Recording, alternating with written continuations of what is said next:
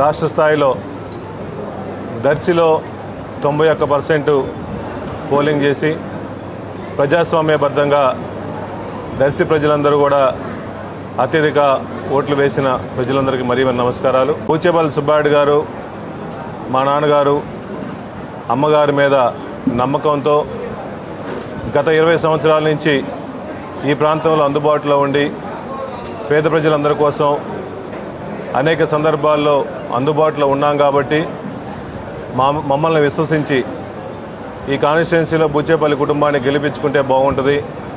జగన్ నాయకత్వంలో ప్రతి ఒక్కరు కూడా వైఎస్ఆర్సీపీ నాయకత్వాలు కార్యకర్తలు కలిసిమెలిసి ప్రజలతో కలిసి నన్ను ఇంత విజయం కోసం ప్రతి ఒక్కరు కష్టపడిన ప్రతి ఒక్క కార్యకర్త అందరికీ ప్రజలందరికీ మరీ నమస్కారాలు.